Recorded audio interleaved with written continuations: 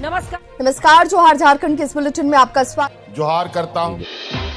पांकी की घटना को रामगढ़ उपचुनाव से जा रहा जोड़ा। बीजेपी ने कहा आस्था पर प्रहार होगा तो प्रतिकार होगा ही। महाशिवरात्रि से पहले पलामू के पांकी में हुई घटना के बाद से सियासी भी तेज हो गई है। पूरे मामले को लेकर सियासी मायने भी निकाले जा रहे हैं। सत्ताधारी दल की माने तो पांकी की घटना ऐसे समय में हुई है जब रामगढ़ में चुनाव है। जब भी कहीं चुनाव होता है तो उससे पहले चुनावी लाभ लेने के लिए ऐसी घटनाएं देखने को मिलती है। वहीं सत्ताधारी दल के आरोप पर बीजेपी सांसद ने पलटवार करते हुए कहा है कि आस्था पर प्रहार हो उसका प्रतिकार न हो ये संभव नहीं है। रामगढ़ उपचुनाव को लेकर सियासी सरगर्मी तेज। आजसू सुप्रीमो सुदेश महतो ने कई जगहों पर की जनसभा। लोगों से आजसू प्रत्याशी सुनीता चौधरी के लिए मांगा वोट। आजसू सुप्रीमो सुदेश महतो ने रामगढ़ विधानसभा उपचुनाव को लेकर कई जगहों पर जनसभा को संबोधित किया। सुदेश महतो ने जिले के लारी, सुकरीगढ़ा, बवनडीह और चितरपुर में कई सभाओं को संबोधित करते हुए लोगों से आजसू पार्टी सुनीता चौधरी को वोट देने की अपील की है। इस मौके पर चुनावी सभा को संबोधित करते हुए आजसू सुप्रीमो सुदेश महतो ने झारखंड सरकार पर निशाना साधते हुए कहा है कि इस बार रामगढ़ उपचुनाव में जनता राज्य की सरकार के 3 साल झूठ, फरेब और विफलता पर वोट करेगी। चतरा पुलिस ने चर्चित प्रकाश यादव हत्याकांड का किया खुलासा, 4 आरोपी गिरफ्तार। चतरा सदर पुलिस ने शहर के चर्चित प्रकाश यादव हत्याकांड मामले का खुलासा करते हुए 4 आरोपी को गिरफ्तार किया है। गिरफ्तार आरोपियों में शहर के दीभा मोहल्ला निवासी सिंटू कुमार यादव, संजय कुमार यादव, परवीन यादव और नगवा मोहल्ला निवासी विक्की कुमार शामिल है। यह जानकारी एसडीपीओ अविनाश कुमार ने सदर थाना परिसर में प्रेस कॉन्फ्रेंस कर दी है। उन्होंने बताया कि प्रकाश यादव की हत्या वर्चस्व की लड़ाई में की गई थी। फिल्म अभिनेत्री भाग्यश्री ने बाबा मंदिर में की पूजा। महाशिवरात्रि महोत्सव में भाग लेने देवघर आई फिल्म अभिनेत्री भाग्यश्री ने 19 फरवरी की सुबह सांसद निशिकांत और उनकी पत्नी अनु दुबे के साथ बाबा मंदिर में पूजा अर्चना की। पूजा समाप्त कर पत्रकारों से भाग्यश्री ने कहा कि महाशिवरात्रि के अवसर पर बाबा मंदिर में दर्शन करना सौभाग्य की बात है। देवघर आमंत्रित करने के लिए उन्होंने सांसद निशिकांत दुबे के प्रति आभार व्यक्त किया। मौके पर सांसद ने कहा कि सांसद के रूप में गोड्डा संसदीय क्षेत्र प्रतिनिधित्व करते हुए मुझे 15 साल हो गए। लगातार जीत बाबा भोलेनाथ की कृपा से मिलती रही है। महाशिवरात्रि के अवसर पर बाबा मंदिर में पूजा करना मेरे जीवन का अपूर्व आनंद का क्षण रहा है। महाशिवरात्रि महोत्सव बिना किसी विघ्न बाधा के समाप्त होना भोले बाबा की कृपा से ही संभव हुआ है। बाबा के चरणों में शीश नतमस्तक है। पलामू में 4 दिनों बाद शुरू हुई इंटरनेट सेवा। पांकी में खुलेंगे बाजार, शांति समिति की बैठक से हल निकालने की कोशिश। पलामू में 4 दिनों से बंद इंटरनेट सेवा रविवार को बहाल कर दी गई। पांकी हिंसा के बाद इंटरनेट सेवा पर रोक लगाई गई थी। अब स्थिति सामान्य करने की कोशिश की जा रही है। इसके लिए दोनों पक्षों को बुलाकर शांति समिति की बैठक आयोजित की गई है। जिला में 4 दिनों बाद रविवार को इंटरनेट सेवा शुरू हो गई है। अब तक कुछ ही कंपनियों ने अपनी इंटरनेट सेवा चालू किया था। शाम तक सभी कंपनियां इंटरनेट सेवा शुरू कर देगी। इधर पांकी हिंसा मामले में रविवार को शांति समिति की बैठक का आयोजन किया गया है।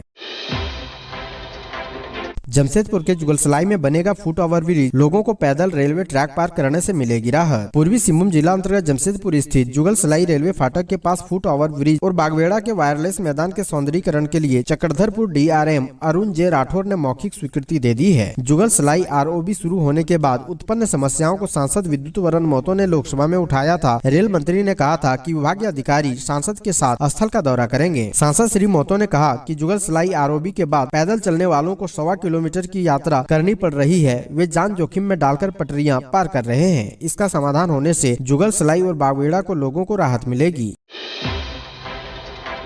धनबाद में 3 अलग अलग सड़क हादसे में युवक की मौत, 6 लोग गंभीर रूप से घायल। धनबाद जिले में शनिवार को देर रात 3 अलग अलग हादसों में एक युवक की मौत हो गई, वहीं 6 युवक गंभीर रूप से घायल हो गए हैं। पहली घटना कतरास थाना क्षेत्र के राजगंज महुदा नेशनल हाईवे 32 के नीचीपुर रेलवे क्रॉसिंग के समीप हुई, जहां सड़क पर पैदल चल रहे एक युवक को ट्रेलर ने कुचल दिया, जिसमें युवक की मौत हो गई। हादसे के बाद आक्रोशित लोगों ने सड़क जाम कर दिया। वहीं सूचना मिलने के बाद स्थानीय पुलिस मौके पर पहुंच गई। करीब आधा घंटा के बाद पुलिस ने लोगों को समझा बुझाकर जाम हटवाया। वहीं पुलिस शव की पहचान में जुट गई है।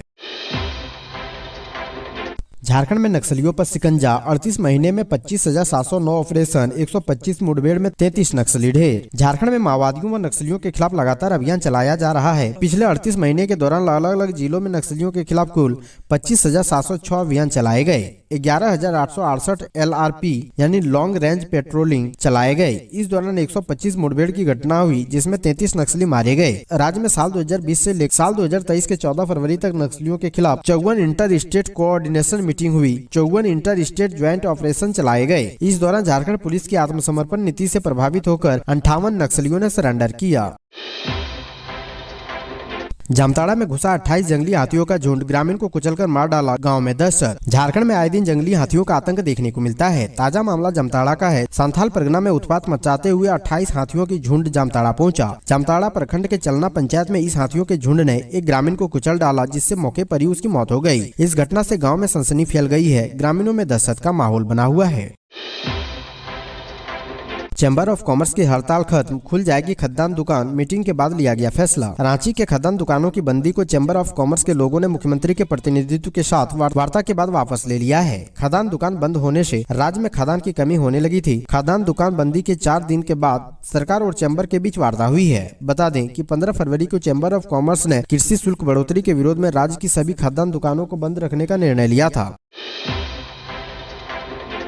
शिक्षकों के लिए गले की फांस बनी ई विद्या वाहिनी पोर्टल, लीव मैनेजमेंट से परेशान टीचर। झारखंड की ऑनलाइन पोर्टल ई विद्या वाहिनी लीव मैनेजमेंट से शिक्षक परेशान हैं। इसमें त्रुटि और सिस्टम अपडेट होने के कारण अब शिक्षकों को कोई छुट्टी नहीं मिल पा रही है। इस व्यवस्था को लागू करने के पहले इसमें त्रुटि को सुधार करने की जरूरत है। ये कहना है कि अखिल झारखंड प्राथमिक शिक्षक संघ के प्रदेश महासचिव का। लीव मैनेजमेंट मॉड्यूल को ई विद्या वाहिनी पोर्टल पर लागू करना शिक्षकों के लिए गले की फांस बन गई है। इस वजह से शिक्षकों को छुट्टी नहीं मिल पा रही है। राज्य के 95% स्कूलों में अस्थायी प्रधानाध्यापक नहीं है। वरिष्ठ सहायक शिक्षक प्रभार में है। ई विद्या वाहिनी पोर्टल में उनकी एंट्री भी सहायक शिक्षक के रूप में है, जिसके कारण वह CL और AL समेत अन्य छुट्टी का आवेदन स्वीकृत नहीं कर पा रहे हैं।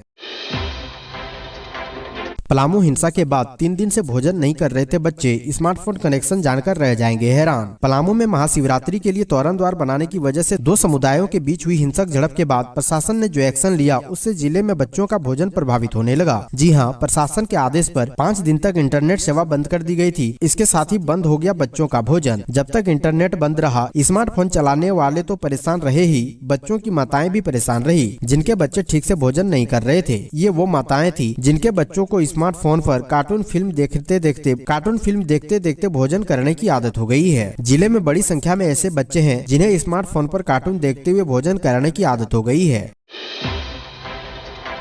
अनियंत्रित होकर स्कॉर्पियो खाई में गिरी, कार सवार 4 लोग घायल। कोडरमा घाटी में एक स्कॉर्पियो अंतरित होकर 40 फीट नीचे खाई में गिर गई। इस हादसे में कार सवार 4 लोग घायल हो गए। घटना रविवार सुबह 7 बजे की बताई जा रही है। घायलों की पहचान अरुण कुमार, नेहा कुमारी, सोनू यादव और विकास कुमार के रूप में हुई है। सभी कानी बाजार हजारीबाग के निवासी हैं। सभी घायलों का इलाज कोडरमा सदर अस्पताल में चल रहा है। घटना के संबंध में बताया जाता है कि स्कॉर्पियो मुंगेर से हजारीबाग जा रही थी, तभी कोडरमा घाटी में एक ट्रक को ओवरटेक करने के दौरान स्कॉर्पियो अनियंत्रित होकर खाई में गिर गई।